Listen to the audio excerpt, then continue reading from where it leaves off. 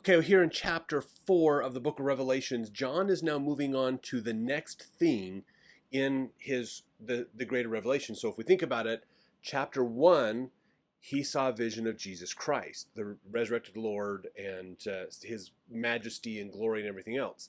Then chapters 2 and 3 was the second thing John saw, which was he was given the task of being a scribe for Jesus, to go to write down the messages for the 7 churches. Now here in chapter 4, we're on to the third thing that he's going to be seeing. And this is the beginning of the grand vision that will encompass most of the rest of the book of Revelations. And so we're going to get into this today and get started on this. So he's going to start with a bit of a high-level perspective of what's going on, and then start to get into some of the details here in a little bit. So verse 1, after this, I looked, and behold, a door was opened in heaven. And the first voice which I heard was as it were of a trumpet talking with me, which said, Come up hither, and I will show thee things which must be hereafter. So let's look at this verse, okay? The trumpet-like voice of Christ calls John on a visionary ascent through heaven's open door, initiating revelations. It's kind of a metaphor for that. This is the second cycle of his visions. The previous cycle concluded with Christ knocking at the door, waiting for people to open to him.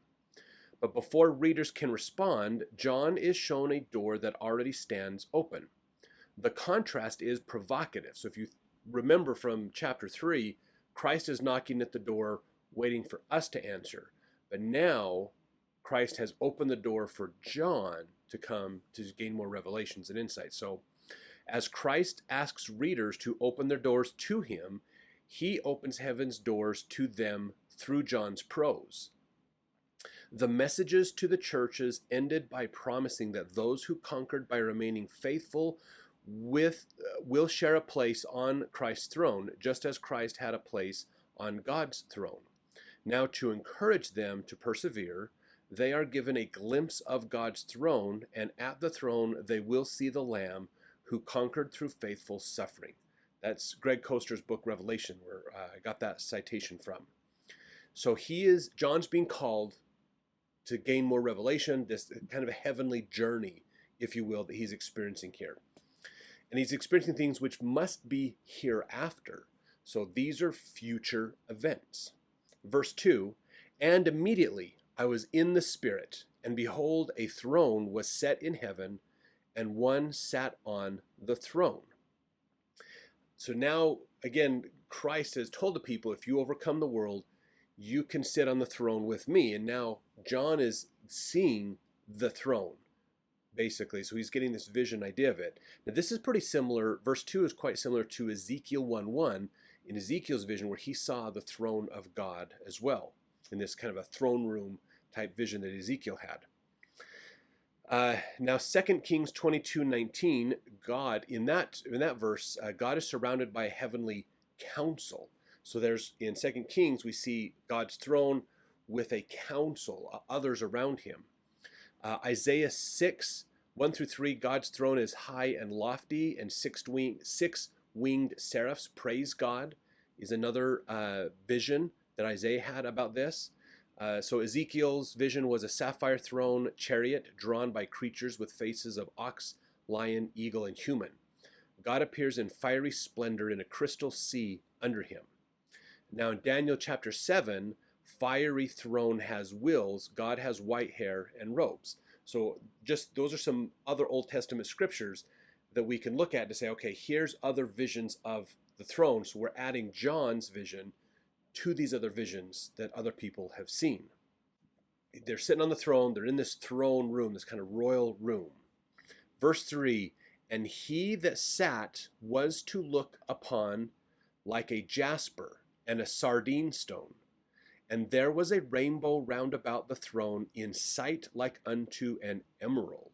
So now this is describing the person sitting on the throne and the area around them. So jasper was a semi-precious gemstone, probably green. That's a common, green stones are very common. If you look in our Old Testament videos, we talk about that a lot with the legends of Noah having glowing green stones in the ark. as well as other things, concepts of sacred stones like emerald, jade, lapis lazuli, other things like that go along with those. Chameleon was also semi-precious and is usually red. So this is probably, Wayman in his book, The New Testament, said that this idea of the jasper and sardine stone that they talk about here in Revelations is probably similar to what Ezekiel saw when he saw these glittering stones that show that symbolize God and His power and wisdom and might. What's interesting too is there's a rainbow around the throne, so multi-colors.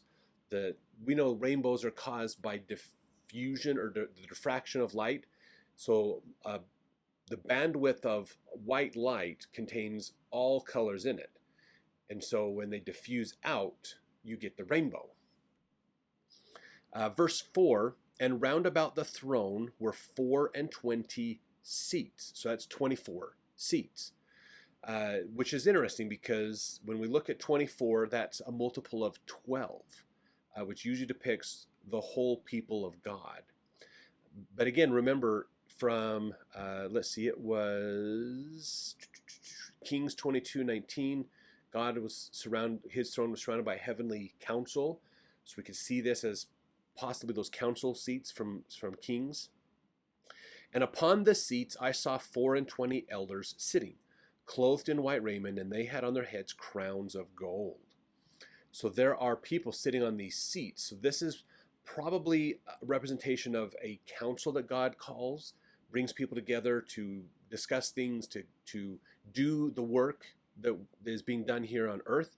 But also this is a good representation too of representing the people of God at the seat of God.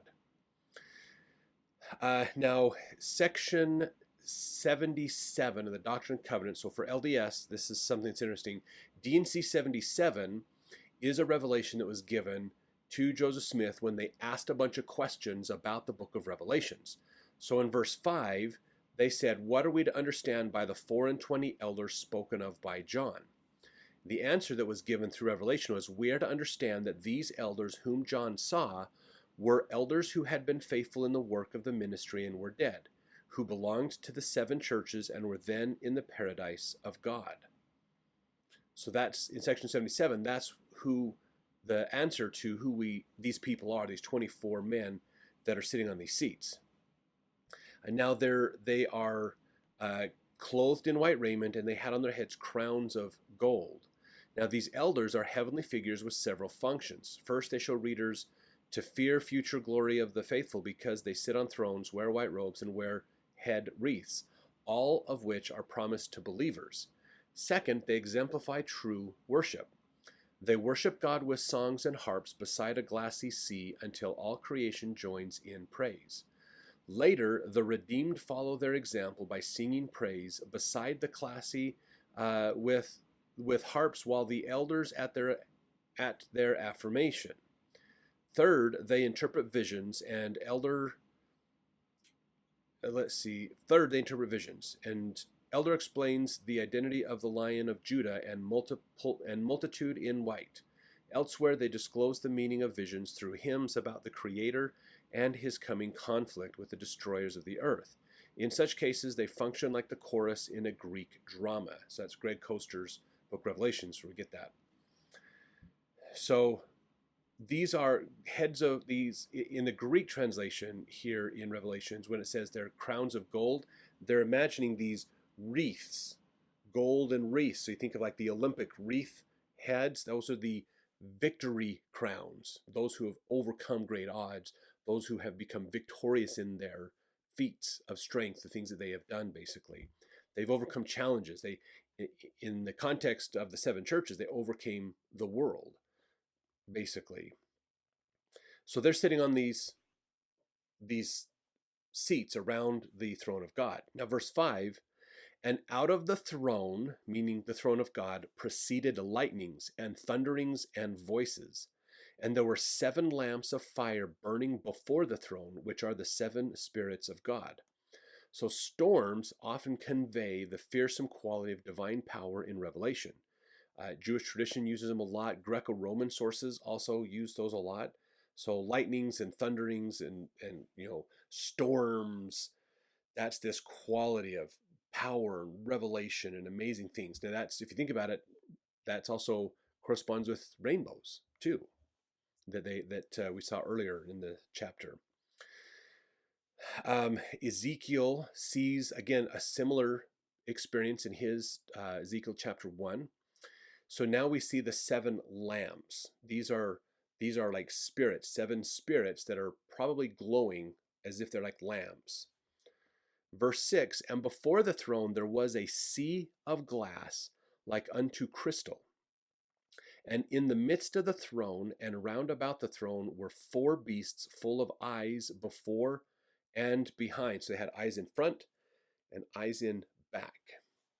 Now, when we look at this idea of sea of glass, this can actually be translated as like ice, sea of ice.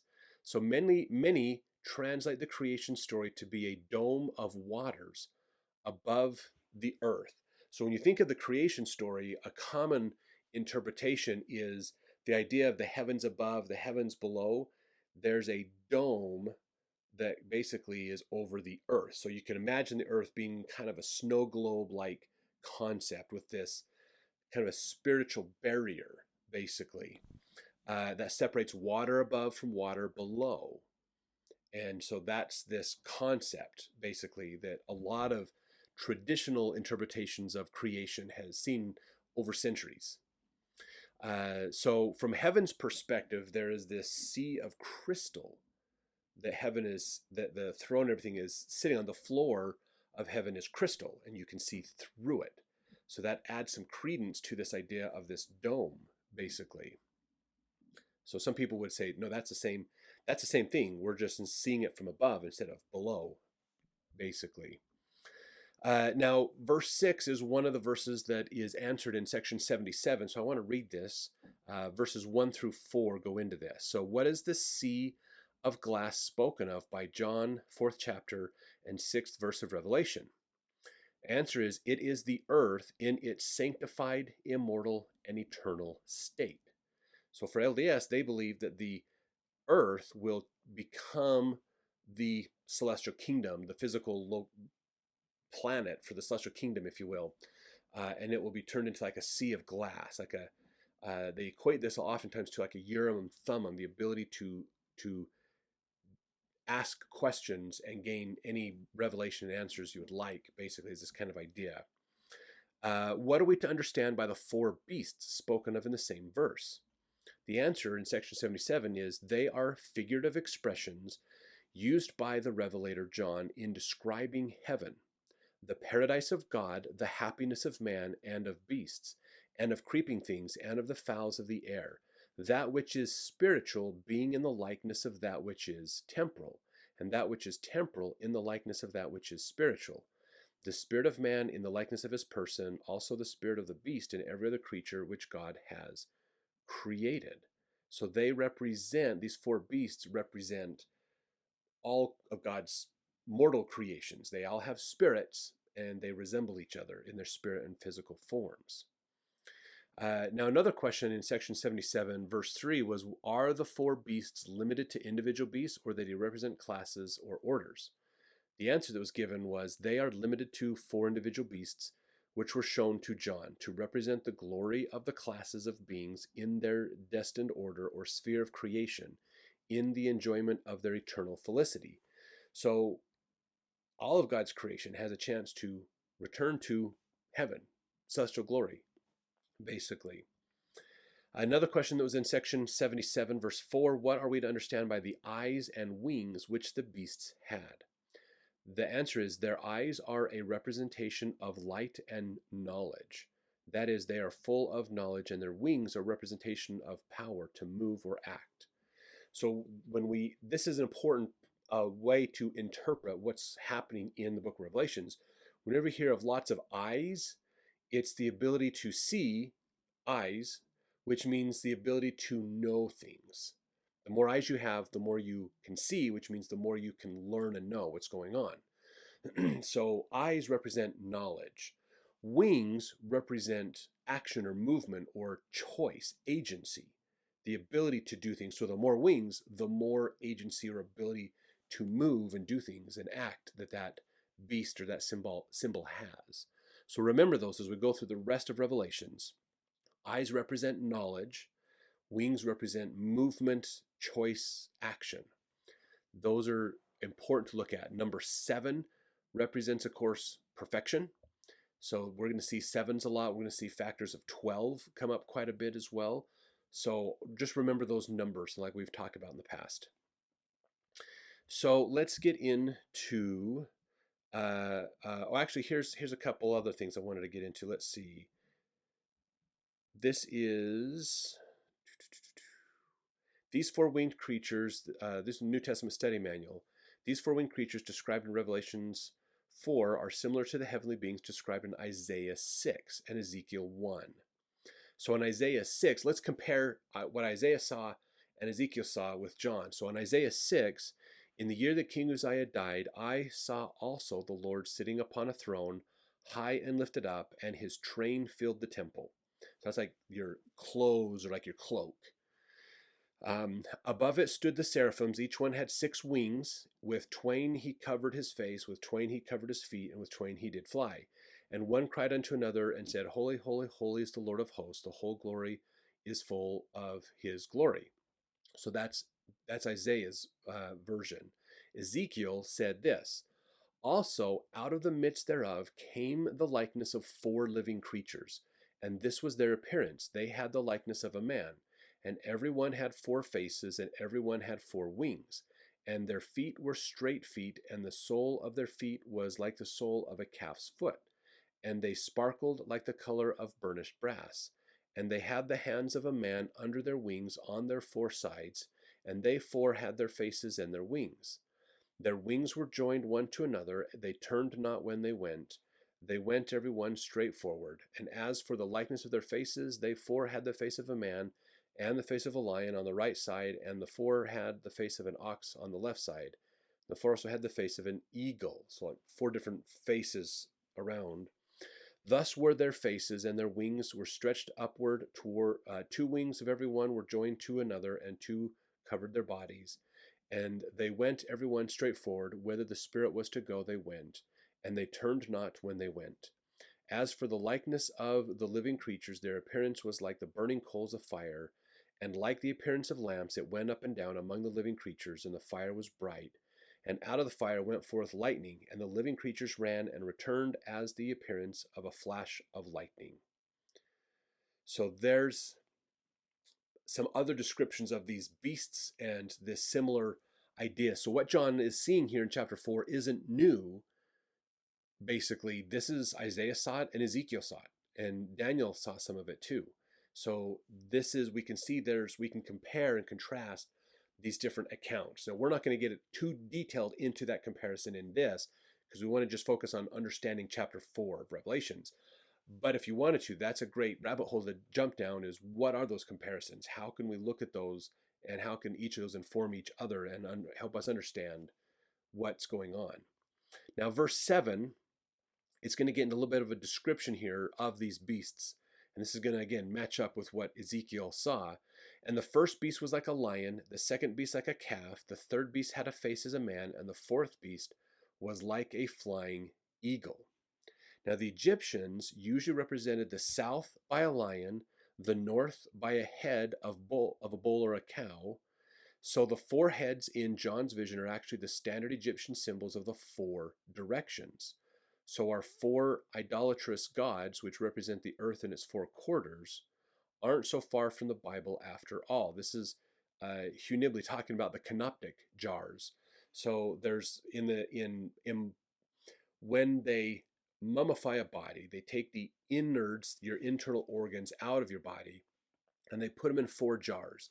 The lids of these jars have a different animal head on them, and they represent some of the gods of ancient Egypt. And so what Hugh Nibley is saying here is that's similar to what John's seeing, is this idea of direction and 4 gods and connecting these in with heavenly beings.